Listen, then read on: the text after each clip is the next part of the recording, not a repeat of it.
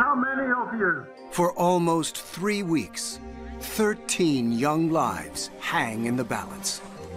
We didn't want them to die, and we didn't want to die ourselves. Then, against all the odds, Mission Impossible has now become Mission Incredible. one of the greatest rescues of all time. It was like a miracle. But questions remain. How did the boys get trapped? Why was it so hard to rescue them? The prospect of a diving rescue was hideous from the outset. And how was it done? Nothing like this has ever happened before. Everything was experimental. Now, with unprecedented access, a team of cavers conducts the first ever 3D scan of Tam Luang to uncover the answers. Reconstructing the cave in perfect detail. We're going to be able to actually show what that passage was really like. Transforming our understanding of the Thai cave rescue. If 2 of them came out alive, that would have been a good result.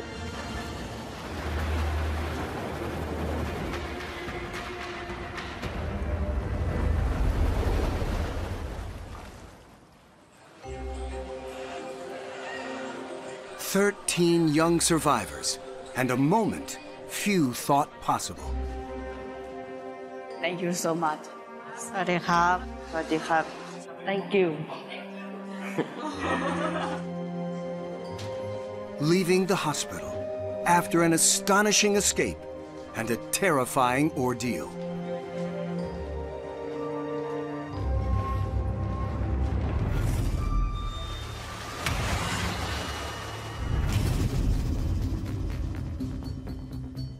"25 days earlier, a school soccer team, the Wild Boars, enjoyed a day trip to Tam Luang Cave.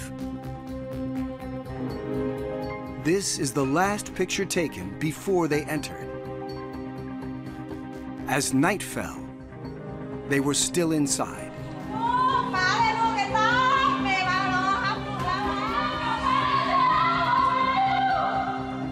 A dozen members of a youth football team and their coach are missing. Thought to be trapped in an underground cave. Every minute is important. It would take 18 days. 17 cave divers. 200 air cylinders. A mile of rope. 10,000 volunteers from over 20 countries. And 1 death before they could bring the wild boars out of the cave. The whole world had their eyes upon us to see what we would do. We begin tonight in Thailand with the life and death drama that's captivating the world. The drama played out deep beneath the Doi Nang Nong mountains of northern Thailand.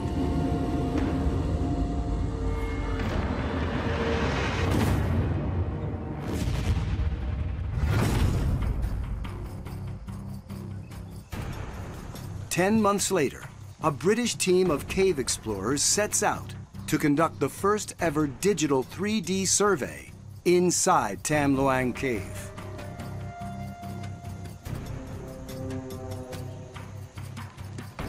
They will journey deep inside, hoping to discover the truth behind the extraordinary events of 2018. Leading the expedition is cave explorer Rue Walters. When the divers entered these caves, they couldn't see a thing. They literally felt their way through. So we're going to be able to actually show what that passage was really like. Now that it's the dry season, the team can penetrate the darkness to deploy the latest technology and scan the cave in forensic detail. You've got start to reveal just how clever and how inspirational this whole exercise has been. Even in the dry season, working here will be challenging.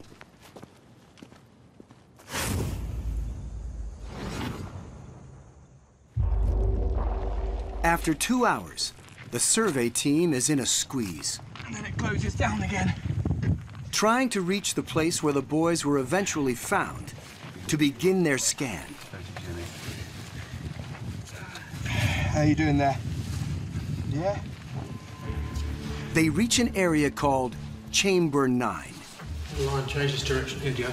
Yeah, we've got a line going up here. This rope, put in place by the rescue divers, to help guide them through the silty water.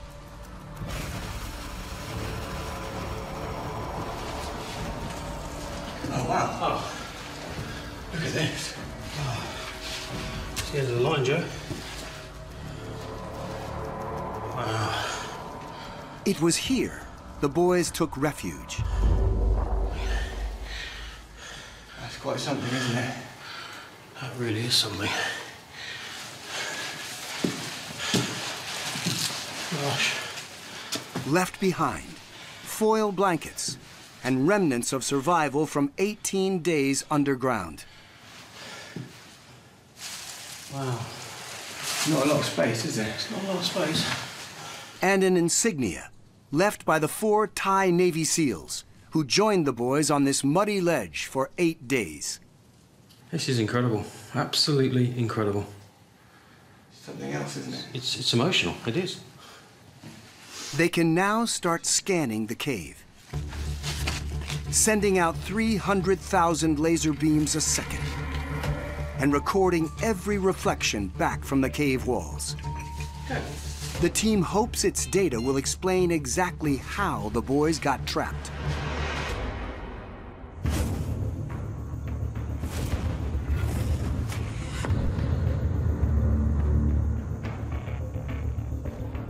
Ten months earlier, the first rescue team was on site. A mile inside the cave, they made an alarming discovery. The passage they knew the boys had taken just hours earlier was now full of muddy water. Where had it come from? And why had it risen so quickly?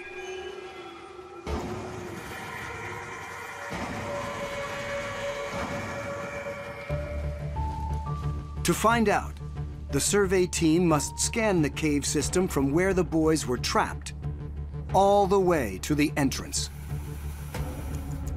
The team works its way through the tunnels, scanning every crack and fissure. Roger? Yeah, all good.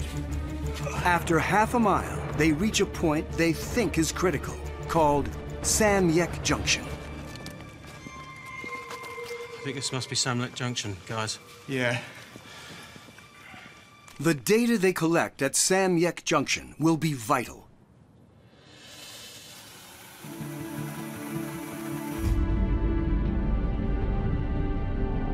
Feeding it into powerful computer software, we can now recreate the first section of the cave system in perfect three-dimensional detail. This is Chamber 9, where the boys were finally trapped. And this, the half-mile-long passage back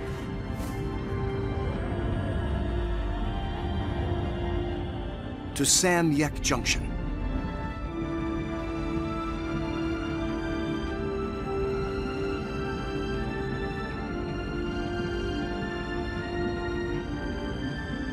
But a closer look at Sam Yek reveals a clue. Another tunnel, Monk's Series, joins the main cave system here. In the rainy season, when these caves fill with water, Sam Yek becomes the meeting point for 2 underground rivers.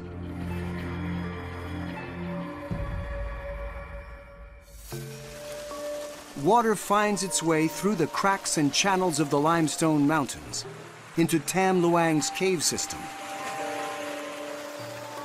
This mountain is just a big sponge. And during the rainy season, there's a huge volume of water travels through Tam Luang Cave, basically like a big river. Back in 2018, when the boys and their coach started exploring, there was no sign of rain. They had no difficulty walking through Sam Yek Junction.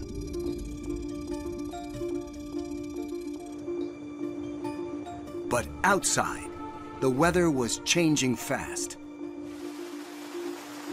The heavy monsoon rains had arrived weeks early. Almost an inch of rain fell in an hour.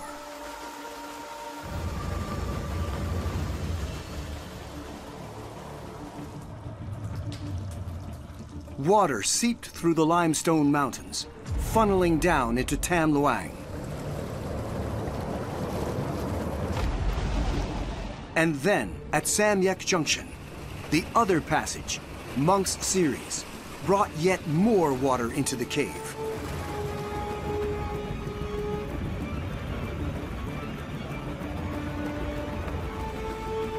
At Sam Yek's narrowest point, the junction filled in just an hour, flooding it to the roof.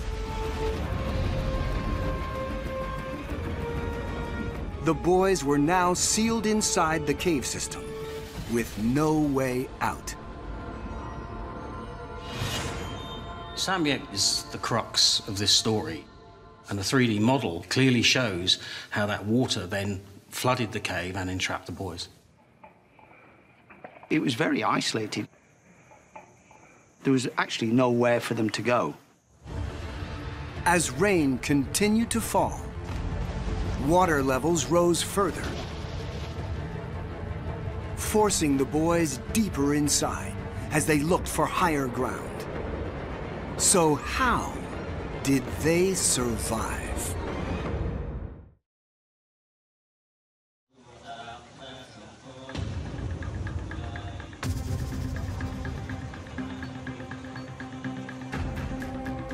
Desperate local officials called in the country's elite divers to search for the boys. The Thai Navy SEALs. But the still rising water and strong currents forced them back. Relentless rain is jeopardizing an already risky operation. They believe that there has been flash flooding inside. The desperate race now is to find another way in.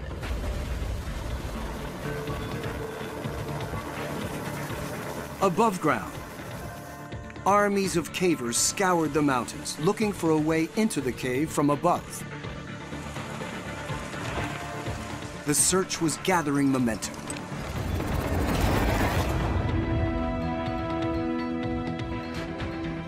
On day 9, a breakthrough. Electric pumps reduced the water levels, making it safe enough for the Navy SEALs to dive. They hunted for signs of life deep inside and laid a guideline to mark their route back to safety. We didn't really know exactly where the boys were. I thought it was probably more likely they were dead than alive at that point. But they weren't dead. So how did they survive?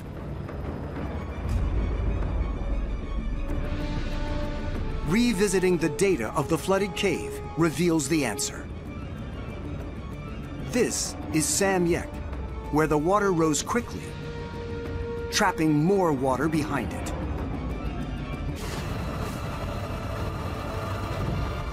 But here, in Chamber 9, the boys managed to find refuge,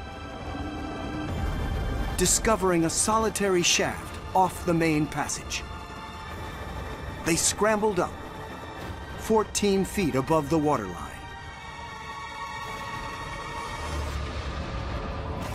It's a safe haven in a dark, lofty hollow that reaches 124 feet above the rest of the cave. This was the only space in the cave in which the boys could have survived.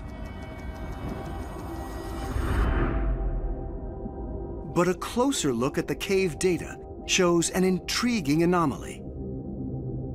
At the highest point of the boys' refuge, a small cavity, 2.5 feet wide and 9 feet long.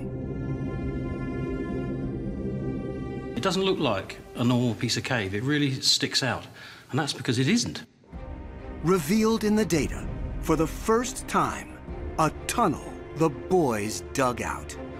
It's amazing. The little stone tools are still there, scratches in the sides of the walls are still there.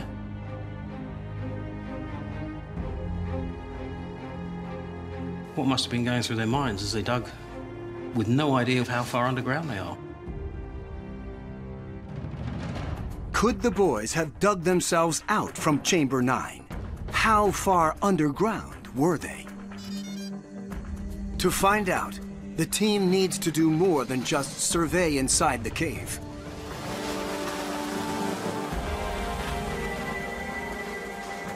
They must also discover exactly where Tam Luang lies beneath the mountains. The investigation takes to the air.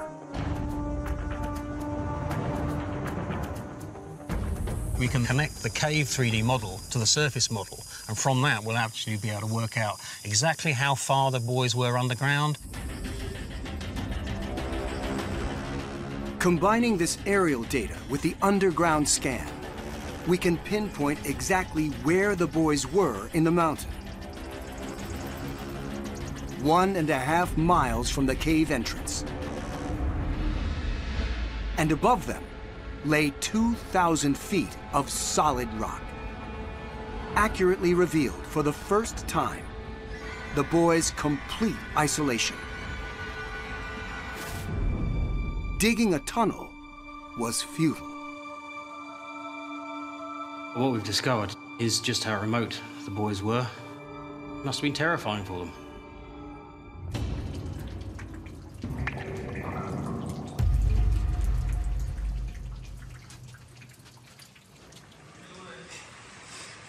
Dive teams had searched the flooded cave for days. 2 British cave divers joined them, helping to lay more guideline. Then, 1.5 miles inside. Yes, best you can. How many of you? 13. Brilliant. We are coming. It's okay. It's okay. Many people are coming. Many people. We are the first. Many people come. You are very strong. Dramatic scenes in Thailand. Against all odds, rescuers in Thailand have found 12 missing boys. Well, what an amazing day. For family members, pure elation after a heartbreaking waiting game.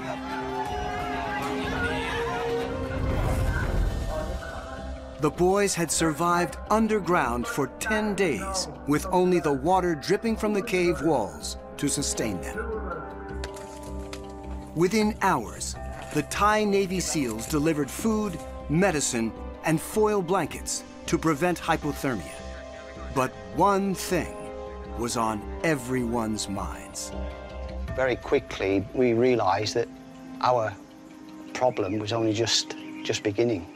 Finding them is one thing, but what are you going to do next? The Thai authorities were desperate to find a simple solution. But it would take another 8 days of nerve-wracking and dangerous work to get the boys out. Little did we know how long and how complex that operation was going to become.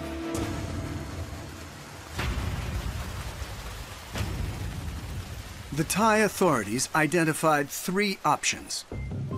1, wait for the monsoon rains to pass so the boys could walk out of a dry cave.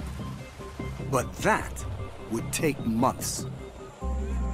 2, find another route into the cave from above. But a week of mountain searches discovered only dead ends.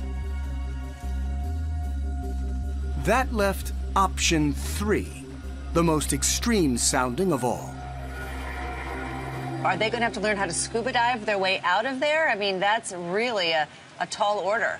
Yeah, it's crazy, isn't it? We came to the conclusion that the only way to bring the children out was the same way they went in. The prospect of a diving rescue was hideous from the outset. What is it about diving in Tam Luang that makes it just so dangerous?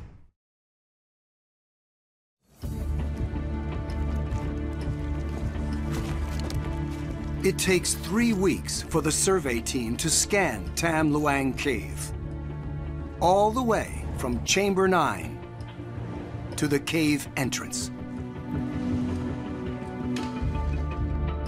The boys were 1.5 miles inside, but they were safe, and divers had managed to navigate the flooded tunnels to reach them. So why was it so difficult to get them out? To understand takes big data. The team pieces together nearly 400 scans and builds a virtual cave system. So this is full res. The detail in that roof is fantastic. A new visualization of this underground world.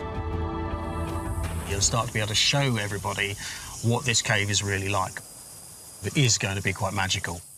With the world's first 3D digital survey of Tam Luang, we can reveal the second section of the cave system, all the way from Chamber 9 to the entrance. 8.7 billion data points. More than 7,000 photographs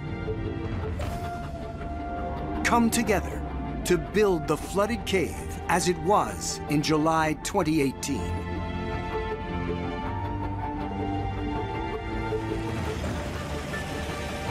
Draining its water for the first time.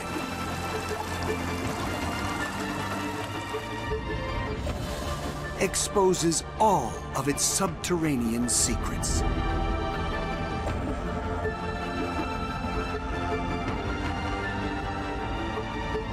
This is Chamber 9 to Samyek.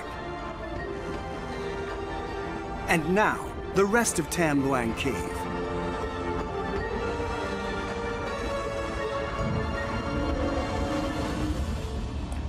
A narrow tunnel that widens to the entrance.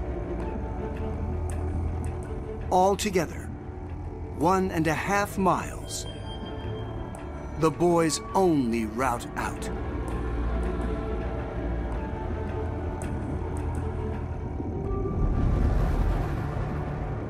Adding the water level of the time to the digital map reveals why Tam Luang's passages can be so lethal. In some places, underground canals formed. In others, the cave flooded to its roof, fully submerging the passage. In 5 sections known as sumps. The longest sump lay next to Chamber 9, over 1,000 feet long. The length of 7 Olympic swimming pools. Taken together, there were 1/2 mile of sumps standing between the boys and safety. And the visibility was almost zero. The only way to escape Chamber 9 was a long, perilous cave dive with air tanks. A potentially deadly option, even for Thailand's diving elite, the Navy SEALs. The Thai Navy SEALs who assisted with the rescue had only trained in open seas. They'd never dived in very narrow spaces.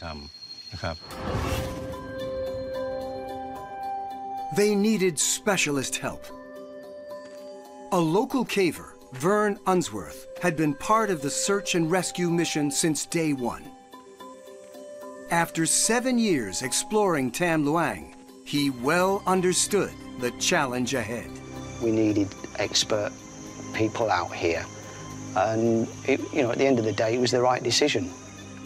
He gave the Thai authorities a list of some of Britain's most experienced cave divers.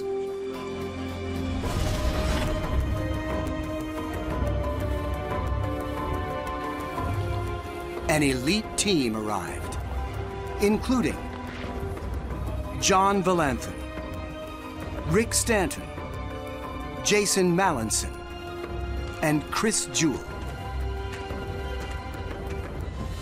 They are among just a small group of people in the world who had the unique skills needed inside Tam Luang.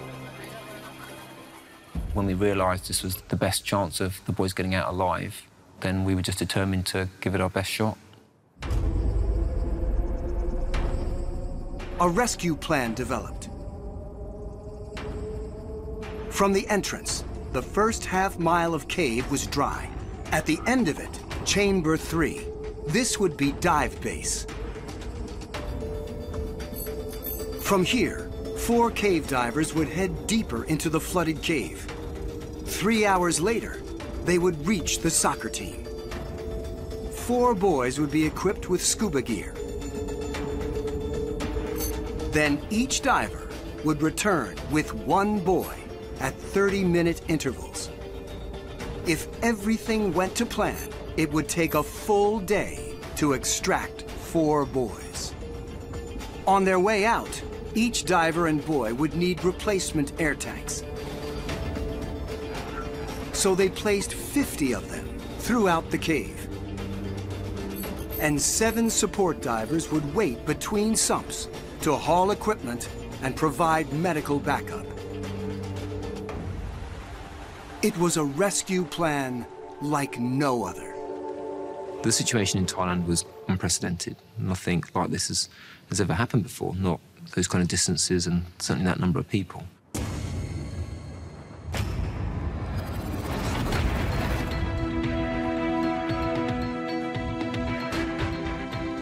There were nearly 100 divers on site.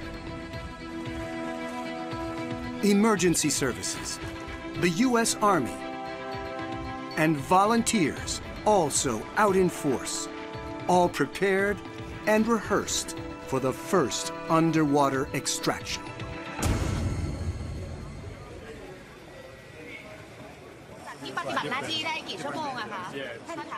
At 1:30 a.m., tragedy. Breaking news out of Thailand, where a former Thai Navy SEAL has died during rescue operations. Saman Kunan, seen here with the rescue team, was on an overnight mission to place air cylinders inside the cave. It's believed his own air ran out. This has taken on a whole new level of seriousness. There's a sense of mourning here today. It's raised serious doubts about how they'll get the 12 boys and their coach out alive. How would the boys escape a cave that can kill even the best divers?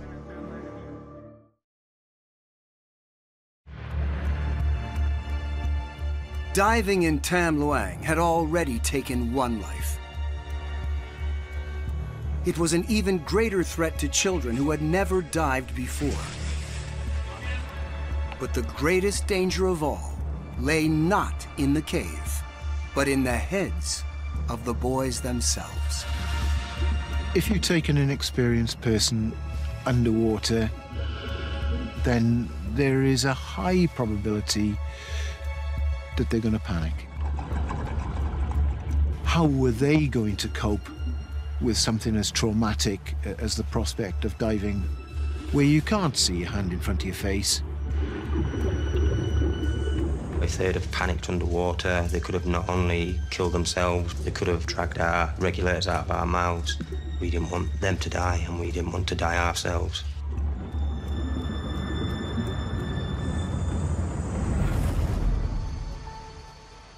So the divers made the most radical decision of the rescue: to sedate the children. There was a consensus amongst all the divers who weren't going to risk doing it without them being sedated. Doctors tailored a different mix of anesthetics for every child, depending on age and weight. No one had ever attempted to dive with unconscious children before. Having to sedate these youngsters to such a level that they were incapacitated but remain alive, and then be thrust into the cold water, was an extremely risky proposition. As we were planning it, we were thinking, you know, there could be some of these kids that are going to die. And as our cave data reveal, using a sedative left the cave divers with a further complication. To extract each boy through the 5 sumps would take 3 to 5 hours. But a safe dose of the sedative would last just an hour or less.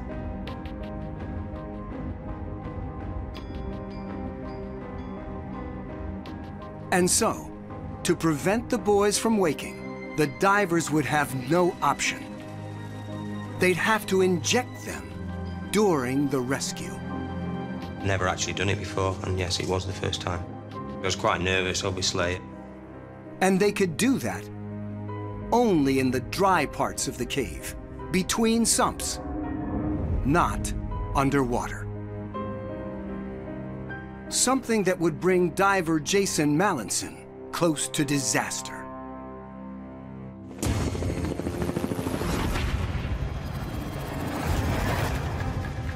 Nature was not on the rescuers' side. More rain was forecast. If we didn't rescue them immediately, we might have had even bigger problems. They scheduled the extraction.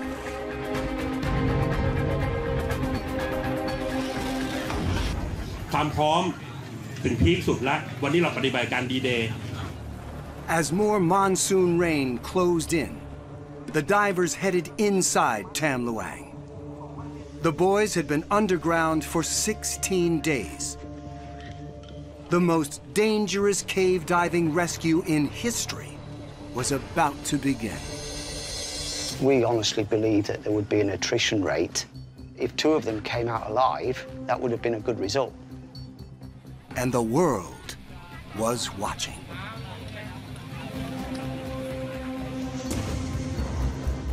The rescuers began their dive to Chamber 9. Jason Mallinson volunteered to run the first rescue. The life in his hands was 14-year-old Prakcha Sutam, nicknamed Note. Until that first flooded section was traversed by myself and the boy, nothing else could move forward. Together, they would discover if a rescue was possible. They fitted a single air tank to Note's chest and gave him a buoyancy vest with straps for Jason to hold. In case contact was lost, a safety tether joined boy to rescuer. To stop Note's mask from being dislodged, Jason would shield the boy's head with his own body.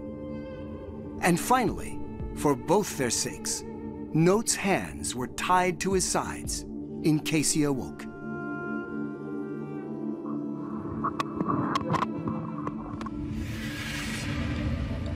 Around 1 p.m., Jason and Note began the first journey out. With the cave data, we can do something impossible up to now. Use technology to see through the muddy water to relive the most dangerous cave diving rescue of all time, and reveal Tam Luang in a way that even the divers were unable to see. This, the first sump 1,000 feet long underwater. And the dive line, their only chance of finding their way to safety. The worst fear was losing contact with the guideline and losing contact with the boy. We felt a tremendous amount of responsibility for the boy. A child's life that's in your hands, a child who's asleep, a child underwater. I was nervous a lot of the time. At half-hour intervals, 3 more divers entered the first sump with 3 more boys. Not far behind Jason and Note were diver Chris Jewell and 15-year-old Nick. Separately, each pair approached Tam Luang's first constriction. First time you know about it is when you hit the roof. A low passage, just 30 inches high, little room for error. My back would be against the cave roof, and my chest would be against the floor of the cave. The dive line was difficult to follow, as it meandered between the cave walls. I was often bouncing off the rock and having to kind of back up and try and go forward again into different spaces. One after the other, the divers felt their way through the sumps, carrying their precious cargo. We might knock the mask off. So we were trying to go through these small spaces quite carefully, taking our time, whilst holding on to the dive line in one hand and holding on to the child in the other hand.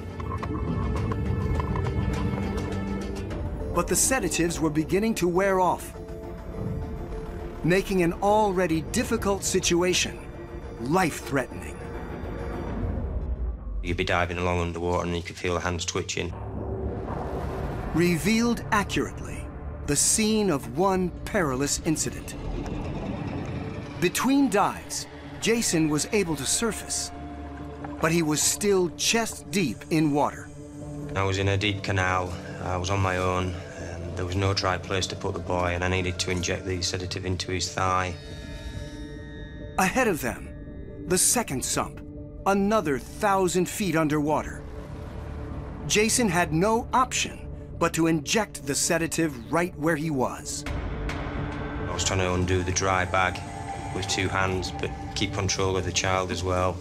It was quite hard to hold him. I had to sort of pin him against the wall with my leg, try and get all the syringes out of the bag. They all started floating around in the water, and I'm trying to get the syringes. I was quite nervous, obviously, and I managed to bring his leg up, put the sedative into his leg.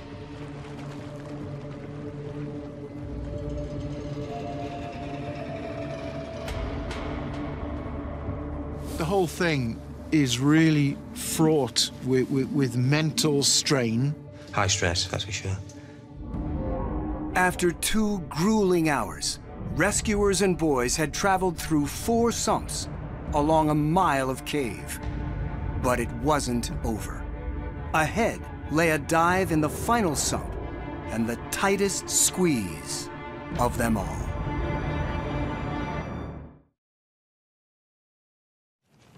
Following the dive line, the survey team locates Tam Luang's worst pinch point.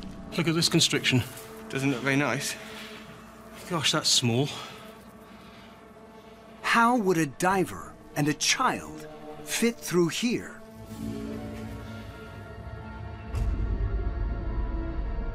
The 3D data exposes the problem. Over 100 feet into the final sump, the dive line goes through a curtain of stalactites. A gap just 20 inches wide at its narrowest point. You couldn't fit through the stalactites.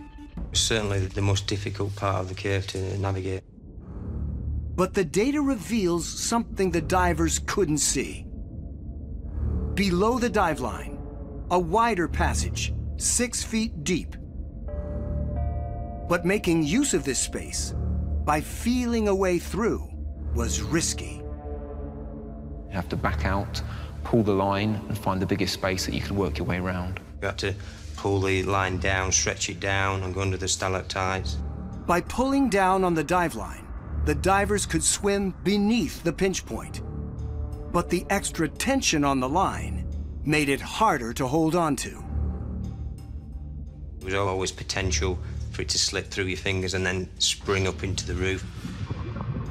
Slowly and carefully, the divers made it through without losing the line.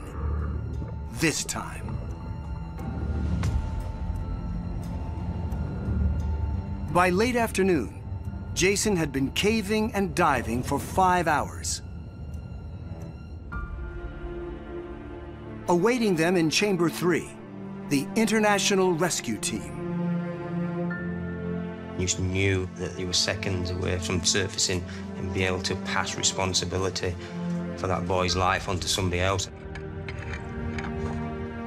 The cave line would start to get some tension on it like a fishing line.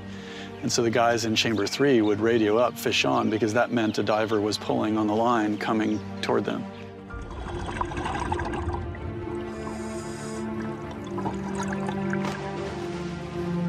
I was very relieved to have got that first boy out alive.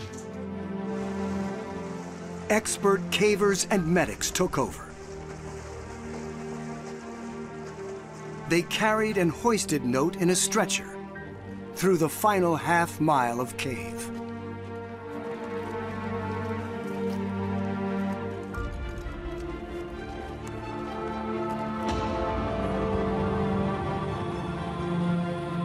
The first 4 boys were out of Tam Luang Cave, all alive. Mission Impossible has now become Mission Incredible. Well, this is what all of those who've been involved in this operation have been waiting to see. The boys are coming out. The buzz was amazing. It was quite incredible that we got the first 4 out. We weren't sure we would. Emotions were running high. You can probably tell now. Absolutely amazing.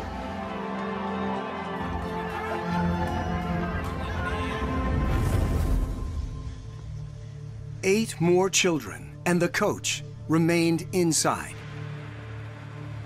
A further energy-sapping 8 hours of diving and caving for each rescuer lay ahead. We need to do it not once more, but twice more.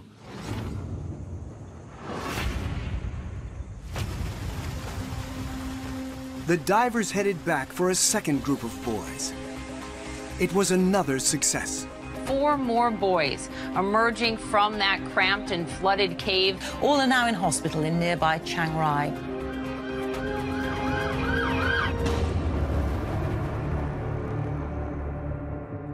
There were just 4 boys and the coach left to rescue. But the drama was far from over. Chris Jewell was diving out with the 11th boy, 13-year-old Sompong Jaiwong. It's very easy to forget that the 11th dive is as dangerous as the first dive. 2 hours in, Chris entered the last sump. I had the last bit of diving to do. I thought I'd sussed it. The 3D data reveals the dive line goes around a corner, where it is pulled tight beneath a boulder. For Chris, the tension on the line proved too much. Through the process of going around that corner, I was stretching the line with my hand, and it just slipped out of my fingers.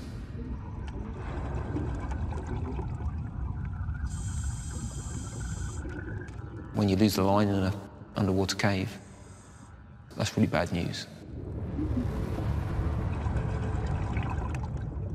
I couldn't see which way to go.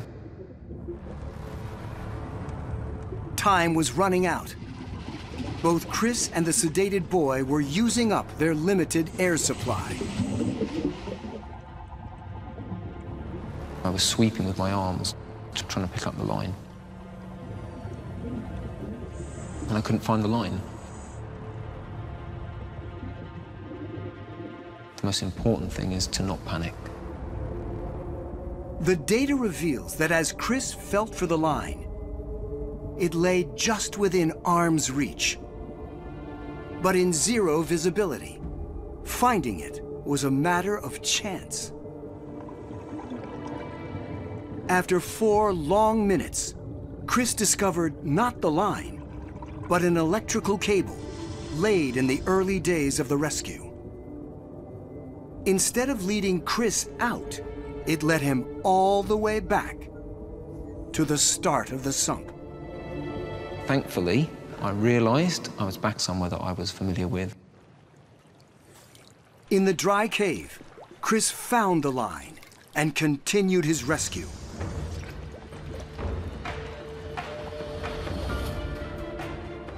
Against all the odds, the rescuers completed their mission.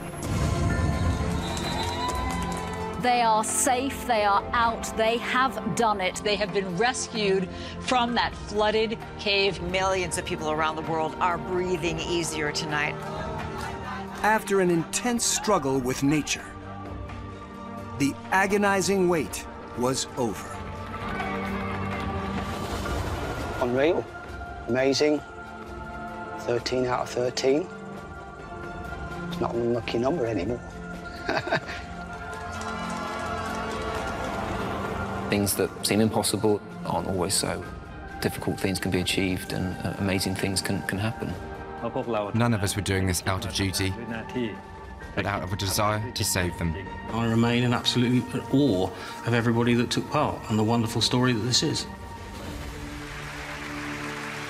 3 months later, on British TV, divers Chris and Jason were reunited with the boys whose lives they'd saved. Didn't know any of the names. I remembered them by numbers, 1, 5, 9 and 13.